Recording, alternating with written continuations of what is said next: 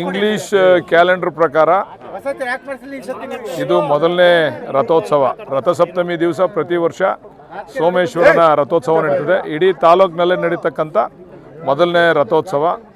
ಇವತ್ತು ಸೂರ್ಯ ಹೊಸ ರಥವನ್ನು ಏರಿದ್ದಾನೆ ಅಂತಕ್ಕಂಥದ್ದನ್ನು ಏನು ನಮ್ಮ ಪುರಾಣದಲ್ಲಿ ಪ್ರತೀತಿ ಇದೆ, ಅದರಂತೆ ಇವತ್ತು ನಾವು ರಥೋತ್ಸವನ ಭಾಳ ವಿಜೃಂಭಣೆಯಿಂದ ನಾವು ರೇವಣ್ಣವರು, ಎಚ್.ಎಂ. ಕೃಷ್ಣಮೂರ್ತಿಯವರು, ಚಂದ್ರೇಗೌಡರು, ಕೃಷ್ಣಮೂರ್ತಿಯವರು ಎಲ್ಲ ಸೇರಿ ಭಾಳ ವಿಜೃಂಭಣೆಯಿಂದ ಆಚರಣೆ ಮಾಡ್ತಾ ಇದ್ದೇವೆ. ಈಗಾಗಲೇ ರೇವಣ್ಣವ್ರು ಹೇಳಿದ್ದಾರೆ, ಅದರಂತೆ ಆ ದಯಮಯನಾದಂಥ ಭಗವಂತ ಎಲ್ರಿಗೂ ಕೂಡ ನೆಮ್ಮದಿಯನ್ನು, ಸುಖವನ್ನು ಕೊಟ್ಟು ಕಾಪಾಡಲಿ. ಸರಿಯಾದಂಥ ಸಮಯಕ್ಕೆ ಮಳೆ ಬೆಳೆ ಆಗಿ ಪ್ರತಿಯೊಬ್ಬರು ಕೂಡ ನೆಮ್ಮದಿಯಿಂದ ಜೀವನವನ್ನು ಮಾಡ್ತಕ್ಕಂಥ ವಾತಾವರಣ ನಿರ್ಮಾಣ ಆಗಲಿ ಅಂತೇಳಿ ಆ ಭಗವಂತನಲ್ಲಿ ಪ್ರಾರ್ಥನೆ ಮಾಡ್ತೀವಿ. ದೇವಸ್ಥಾನದ ಅಭಿವೃದ್ಧಿನ ಕೈಗೆ ಎತ್ಕೊಂಡಿದ್ದೀವಿ. ರೇವಣ್ಣವ್ರು ಹೇಳ್ದಂಗೆ ಮುಂದಿನ ವರ್ಷದಲ್ಲೇ ಹೊಸ ರಥದಲ್ಲೇ ತೇರು ಎಳಿಬೇಕು ಅಂತಕ್ಕಂಥದ್ದು ಅವನ ಸಂಕಲ್ಪ. ಅವನು ಏನು ಆಶೀರ್ವಾದ ಮಾಡ್ತಾನೆ ಅದನ್ನು ಮಾಡ್ತೀವಿ. ಮತ್ತು ವಿಶೇಷವಾಗಿ ಏನೇನು ಅಭಿವೃದ್ಧಿ ಆಗಬೇಕು ಅಂತೇಳಿ ನಾವು ಈಗಾಗಲೇ ನೀಲಿ ನಕ್ಷೆಯನ್ನು ತಯಾರು ಮಾಡಿದ್ದೇವೆ.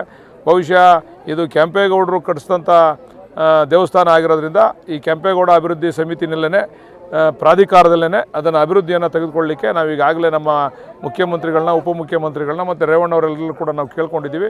ಅದನ್ನು ಚಾಲನೆ ಕೊಡ್ತೀವಿ ಈ ವರ್ಷ. ಎಲ್ಲನೂ ಕೊಡ್ತೀವಿ ಚಾಲನೆ. ಕಳಸ ಇಡ್ತಕ್ಕಂಥದ್ದೆಲ್ಲ, ಗೋಪುರ ಕಟ್ತಕ್ಕಂಥದ್ದು, ಕಳಸ ಇಡ್ತಕ್ಕಂಥದ್ದು, ವಿಶೇಷವಾಗಿ ಅಭಿವೃದ್ಧಿಯನ್ನು ಮಾಡಬೇಕು ಅಂತೇಳಿ ತೀರ್ಮಾನ ಮಾಡಿದ್ದೀವಿ. ಅದನ್ನು ಮಾಡ್ತಾ ಇದ್ದೀವಿ. ಅದನ್ನು ಎಲ್ಲನೂ 20 ಕೋಟಿ ವೆಚ್ಚದಲ್ಲಿ ಮಾಡಬೇಕು ಅಂತೆಲ್ಲ ಒಂದು ನೀಲನಕ್ಷೆ ತಯಾರು ಮಾಡಿದ್ದೀವಿ. ಅದನ್ನು ಅನುಮತಿ ತೊಗೊಂಡು ಮಾಡ್ತೀವಿ. 63 ಅಡಿ ಕಟ್ಟಬೇಕು ಅಂತ ತೀರ್ಮಾನ ಮಾಡಿದ್ದೀವಿ. ಹಿಂದೆ ಶಿವನ ಪ್ರತಿಮೆ,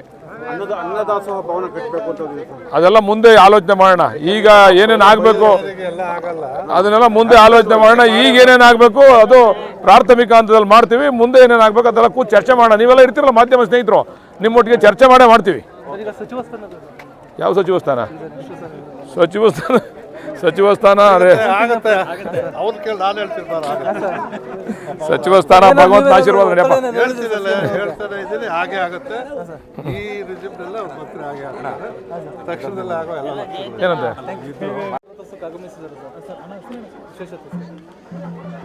ಮಾಗಡಿ ಕ್ಷೇತ್ರ ಹಲವು ದೇವತೆಗಳ ಮಹಾಕ್ಷೇತ್ರ. ಮಾಗಡಿ ರಂಗನಾಥ, ಸೋಮೇಶ್ವರ, ಕೆರೆ ಬೀದಿಯ ಈಶ್ವರ, ಸಾವರದುರ್ಗ, ಸುಗ್ಗಿರಳ್ಳಿ, ಅನೇಕ ದೇವಸ್ಥಾನಗಳ ಪುಣ್ಯಕ್ಷೇತ್ರ. ಇಂದು ರಥಸಪ್ತಮಿಯ ದಿನ ಸೋಮೇಶ್ವರ ರಥೋತ್ಸವ ನಡೀತಾ ಇರ್ತಕ್ಕಂಥದ್ದು ಭಾಳ ಸಂತೋಷ. ಒಳ್ಳೆ ಕಾರ್ಯ ಮಾಡ್ತಾವ್ರೆ. ದೇವರು ಭಗವಂತ ಅವರಿಗೆ ಕೃಪೆ ಕೊಡ್ಲಿಕ್ಕೆ ಕೇಳ್ಕೊಡ್ತಿದ್ದೀವಿ ನಾವು. ನಿಲ್ಲೋತಾರೆ ನಮಗೆ.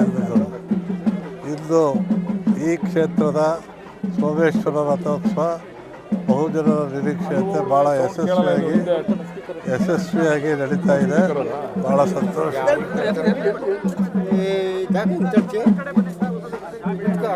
ಭಾಳ ಸಂತೋಷ. ಮಾಗಡಿಯ ಜನತೆ ಸುಭಿಕ್ಷವಾಗಿರಲಿ, ಮಳೆ ಬೆಳೆ ಚೆನ್ನಾಗಾಗಲಿ. ಕೆಂಪೇಗೌಡರ ಕಾಲದಿಂದಲೂ ಕೂಡ ಮಾಗಡಿ ಕ್ಷೇತ್ರ ಹಲವು ದೇವತೆಗಳ ಮಹಾಕ್ಷೇತ್ರವಾಗಿದೆ.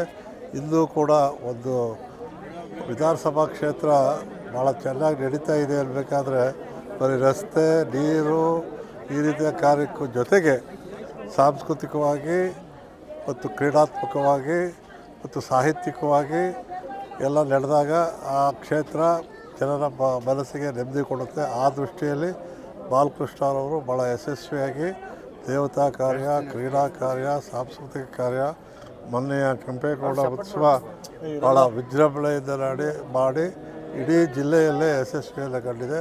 ಅದೇ ರೀತಿ ಉನ್ನತ ಕಾರ್ಯಗಳು ನಡೆಯಲಿ ಅಂತ ಆಶಿಸ್ತೇನೆ.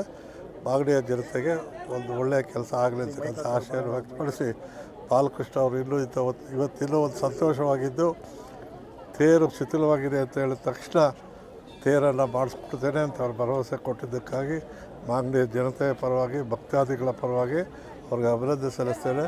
ಮುಂದಿನ ರಥೋತ್ಸವ ಹೊಸ ತೇರಿನಲ್ಲಿ ಬಾಲಕೃಷ್ಣ ಅವರು ಎಳೆದು ನಾವು ಭಾಗಿಯಾಗೋ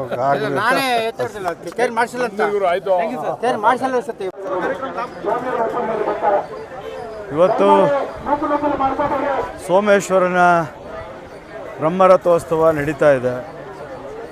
ಇವತ್ತು ರಥಸಪ್ತಮಿ ವಿಶೇಷ ಭಾಳ ದಿನ. ನಾನು ಈ ಸಂದರ್ಭದಲ್ಲಿ ತಾಲೂಕಾ ಆಡಳಿತ, ಜಿಲ್ಲಾಡಳಿತಕ್ಕೆ ನಾನು ಒಂದು ಮನವಿ ಮಾಡ್ತೀನಿ. ಸೋಮೇಶ್ವರನ ಗೋಪುರಕ್ಕೆ ಇನ್ನೂ ಕಳಸ ಪ್ರತಿಷ್ಠಾಪನೆ ಆಗಿಲ್ಲ. ಆದಷ್ಟು ಬೇಗ ಮುಂದಿನ ವರ್ಷನಾದರೂ ಆಗಲಿ ಅಂತೇಳಿ ಜಿಲ್ಲಾಡಳಿತ ಮತ್ತು ತಾಲೂಕು ಆಡಳಿತಕ್ಕೆ ಒಂದು ಮನವಿಯನ್ನು ಈ ಸಂದರ್ಭದಲ್ಲಿ ಮಾಡ್ತೀರಿ. ಯಾಕೆಂದರೆ ದೇವಸ್ಥಾನ ಕಟ್ತೀವಿ, ಯಾಕೆ ನಾವು ಪುಣ್ಯ ಮಾಡ್ತೀವಿ, ಯಾಕೆ ಕುಂಭಾಭಿಷೇಕ ಮಾಡ್ತೀವಿ, ತೇರು ಎಳಿತೀವಿ, ತೇರದ ಮೇಲ್ಗಡೆ ಕಳಸ ಇಡ್ತೀವಿ. ಇಲ್ಲಿ ಸೋಮೇಶ್ವರನ ಗೋಪುರದ ಮೇಲೆ ಕಳಸನೇ ಪ್ರತಿಷ್ಠಾಪನೆ ಆಗಿಲ್ಲ. ಅದಾದಷ್ಟು ಬೇಗ ಆಗಬೇಕು ಅಂತ ನನ್ನ ಒಂದು ಭಕ್ತಾದಿಗಳ ಪರವಾಗಿ ನಾನು ವಿನಂತಿ.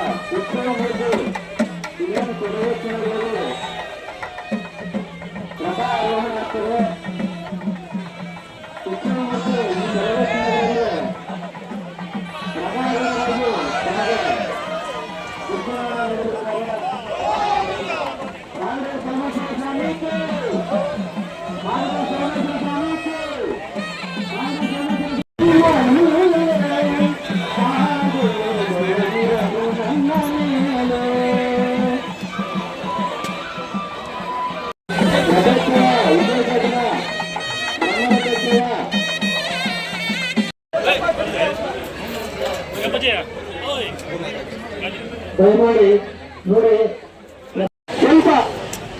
ಸ್ವಲ್ಪ ಚುರುಕಾಗಿ ಬರ್ಸೋಣ, ಬೇಗ ಬರ್ಸೋಣ, ಎಷ್ಟು ಬೇಕೋ ಅಷ್ಟು ಮಾತ್ರ ಬರ್ಸೋಣ. ಅವ್ರ ಕತೆ ತುಂಬ ಬರ್ಸಿ ಮತ್ತೆ ಅವರಲ್ಲಿ ತೊಂದರೆ ಮಾಡ್ಕೊಳ್ಬಾರ್ದು.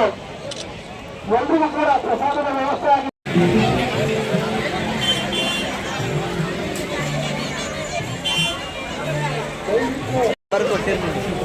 ನಾನೇ ಫೋನ್ ಮಾಡಿ ಹೇಳ್ತೀನಿ.